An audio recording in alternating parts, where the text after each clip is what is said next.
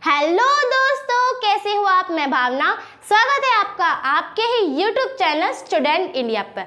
तो दोस्तों, आज मैं आपको हिंदी ग्रामर के अंदर कोई भी टॉपिक नहीं पढ़ाने वाली हूँ, क्योंकि आज मैं आपको संज्ञा, सर्वनाम और क्रिया विशेषण के कुछ क्वेश्चंस बताऊंगी। ठीक है, तो हम अपने क्वेश्चंस करते हैं। तो पहला क्वेश्चन है हमारा कि संज्ञा को किस नाम से जाना जाता है। तो संज्ञा को किस नाम से जाना जाता है? ऑप्शन है आपके पास राम, गंगा या फिर नाम। जो संज्ञा होती है हम इसे किस नाम से जानते हैं? नाम से जानते हैं या फिर राम से जानते हैं, गंगा से जानते हैं। किस नाम से जाना जाता है ये? पहले तो आपको मैं ये बताती हूँ कि संज्ञा मतलब किसी का भी जो नाम होता है, किसी व्यक्ति का, वस्तु का भी, किसी भी प्राणी का जो नाम होता है वो क्या कहलाता है? संज्ञा कहलाता है। बताया था, मतलब नाम ही क्या होगा? हमारा संज्ञा होगा। तो इसका आंसर भी हमारे पास क्या है? ऑप्शन सी, नाम। क्या है? नाम। मतलब संज्ञा को नाम से ही जाना जाता है। ठीक है, दूसरा है हमारे पास प्रश्न नंबर दूसरा, जातिवाचक संज्ञा बताइए। अब इस क्वेश्चन के अंदर पूछा गया है कि जातिवाचक संज्ञा बताना है हमें। अब इसमें से जातिवाचक संज्ञा कौन सी है? जातिवाचक संज्ञा का क्या मतलब है? संज्ञा के 5 भेद होते हैं। कौन कौन से होते हैं? व्यक्तिवाचक, जातिवाचक, भाववाचक, समूहवाचक और द्रव्यवाचक होते हैं 5 भेद। उनमें से कहा है कि जातिवाचक संज्ञा बताइए इन 3 उदाहरण में से, ऑप्शंस में से। तो क्या लड़का जातिवाचक है, सेना जातिवाचक है या फिर श्याम जातिवाचक है? देखो, जो श्याम होता है, श्याम का मतलब एक लड़का का नाम है। श्याम एक लड़का का नाम है, मतलब ये जातिवाचक संज्ञा बिल्कुल नहीं है। जातिवाचक होता है किसी भी जाति के बारे में जो पता चलता है वो जातिवाचक संज्ञा कहलाता है, अब वो जाति किसी की भी हो। ठीक है, अब सेना तो बिल्कुल नहीं होगा। सेना का मतलब होता है समूह, ग्रुप किसी का, तो ये समूहवाचक हुआ। तो ऑप्शन ए ही हमारा करेक्ट आंसर है, क्योंकि लड़का की जाति होती है, तो लड़का क्या है हमारा? जातिवाचक संज्ञा। अब लड़का के अंदर कोई भी आ सकता है। अब बहुत सारे नाम आते हैं लड़के के अंदर, श्याम, महेश, राम, बहुत नाम आते हैं। ये लड़कों की जाति होती है। तो प्रश्न नंबर तीसरा है हमारा, सर्वनाम के कितने प्रकार होते हैं? तो सर्वनाम के कितने प्रकार होते हैं? सर्वनाम के कितने प्रकार होते हैं? ऑप्शन आपके पास, option A 4, option C 6, option B 6, option C आपके पास 5। तो इनमें से कौन सा करेक्ट है? सर्वनाम के आंसर, इसका आंसर है ऑप्शन बी, क्योंकि सर्वनाम के 6 भेद होते हैं। कौन कौन से होते हैं? 6 भेद। पहला पुरुषवाचक सर्वनाम, दूसरा होता है प्रश्नवाचक, तीसरा होता है अनिश्चितवाचक और चौथा होता है निश्चितवाचक, पांचवा होता है संबंधवाचक और छठा होता है हमारे पास निजवाचक। तो ये 6 भेद होते हैं किसके? सर्वनाम के। समझ में आया? तो आपके पास अभी मैंने आपको 3 करवा दिए हैं प्रश्न। तो अब हम करते हैं अपना 4th प्रश्न। चौथा क्वेश्चन है हमारा 4th, समूहवाचक संज्ञा बताइए। मतलब इन ऑप्शनों में से हमें समूहवाचक संज्ञा बताना है। तो समूहवाचक मतलब कोई ग्रुप, तो इनमें से टीम, राम और नदी। ऑप्शन है हमारा टीम, ऑप्शन बी है राम, ऑप्शन सी है नदी। देखो, नदी तो हो नहीं सकता, नदी होती है जातिवाचक, मतलब नदियों की जातियां होती हैं, तो नदी तो जातिवाचक होगा। राम मतलब एक लड़का है, मतलब व्यक्तिवाचक, तो ऑप्शन ए हमारा राइट आंसर है। क्यों है? क्योंकि जो टीम है, टीम मतलब किसी का ग्रुप है, ये किसी का ग्रुप है, और जहां ग्रुप की बात की जाती हो मतलब समूहवाचक संज्ञा, तो ऑप्शन ए हमारा राइट आंसर है। अब हमारा 5th है, यह घोड़ा अच्छा है। अब इस वाक्य के अंदर यह घोड़ा अच्छा है, इस वाक्य में यह क्या है? अब हमें ये बताना है कि जो यह है वो क्या है?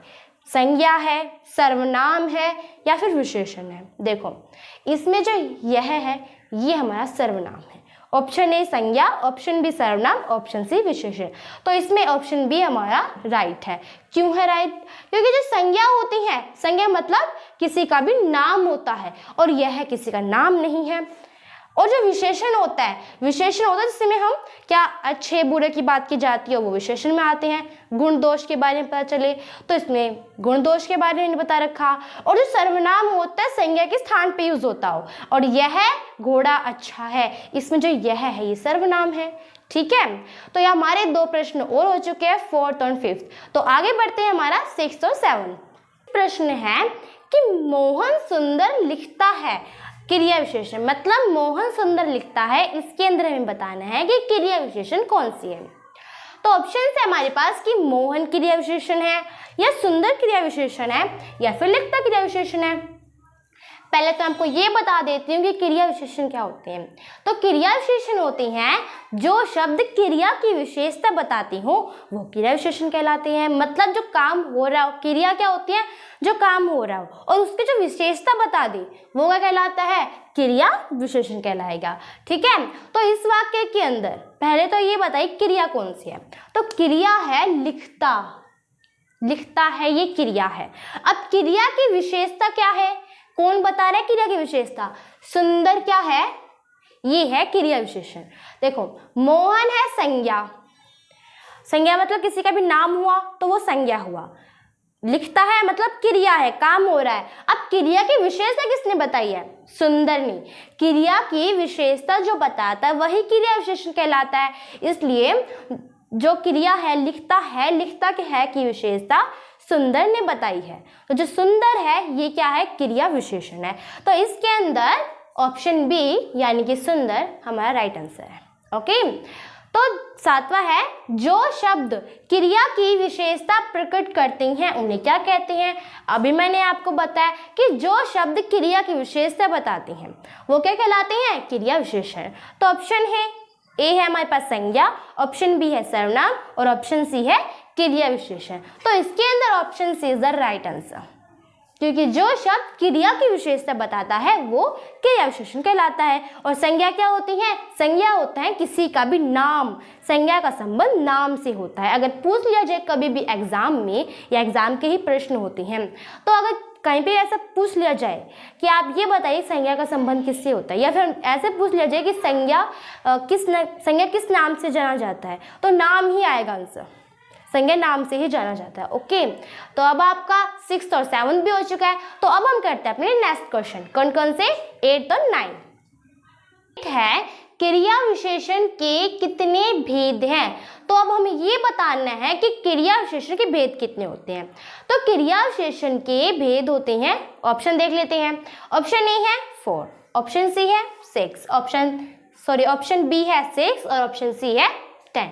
तो इसके अंदर हमारा कौन सा राइट आंसर है, ऑप्शन ए, क्योंकि क्रिया विशेषण कितने भेद होते हैं, 4 भेद। कौन कौन से होते हैं, पहला स्थानवाचक, दूसरा कालवाचक, तीसरा होता है रीतिवाचक और चौथा होता है परिमाणवाचक। ठीक है, तो ये 4 भेद होते हैं क्रिया विशेषण के। हमारा नेक्स्ट है मतलब नौमा, मुझे किस प्रकार का सर्वनाम है। मतलब इसके अंदर जो मुझे है, ये जो मुझे है शब्द, इसमें हमें बताना है कि ये किस प्रकार का सर्वनाम है। ये उत्तम पुरुष है, ये मध्यम पुरुष है, या फिर ये अन्य पुरुष है। इसका कहना है कि जो पुरुष होते हैं, उत्तम पुरुष, मध्यम पुरुष और अन्य पुरुष, ये हैं पुरुषवाचक सर्वनाम की 3 रूप होते हैं ये। ठीक है, तो इसके अंदर जो उत्तम पुरुष होते हैं, इसके अंदर होता है कि जो अपने लिए बात की जाती हो, और जो मध्यम पुरुष होता है जो हमारे साथ दूसरा होता है, हम उससे बात करते हो, जैसे कि तुम या फिर तुम। और जो उत्तम होता है जैसे कि मैं और मुझे, और अन्य होता है कि हम दो किसी और के बारे में बात करते हो, तो वो अन्य पुरुष में आ जाता है। तो इसका राइट आंसर कौन सा है हमारा, ऑप्शन ए, उत्तम पुरुष, क्योंकि उत्तम पुरुष के अंदर होता है जो हम अपने बारे में बात करते हो, जैसे कि मैं, मुझे, ये सब उत्तम पुरुष में आता है, मैं, मुझे, हम। समझ में आया। तो ये था हमारा 8th और 9th। तो अब हम करेंगे 10th और 11। हमें बताना है 10th और 11। अब 10th क्वेश्चन है हमारे पास, पर्वत कौन सी संज्ञा है। मतलब जो पर्वत है, अब हमें इनमें से बताना है कि ये कौन सी संज्ञाएं हैं। तो पहला ऑप्शन है हमारे पास जातिवाचक, दूसरा है समूहवाचक और तीसरा है भाववाचक। तो 3 ऑप्शंस दिए गए हैं। अब आप इनमें से बताइए कि जो पर्वत है ये कौन सी संज्ञा है, कौन सी संज्ञा है ये। देखो समूहवाचक ये हो नहीं सकते, कि जो समूहवाचक होता है ये होता है किसी का जो समूह ग्रुप होता हो। अभी पर्वतों का ग्रुप थोड़ी ना बताया गया है इसके अंदर। और भाववाचक भी नहीं हो सकता। भाव मतलब जिसके अंदर भाव, गुण, दोष के बारे में बताया जाता है, तो ये भाववाचक भी बिल्कुल भी नहीं है। तो ऑप्शन ए इज हमारा राइट आंसर।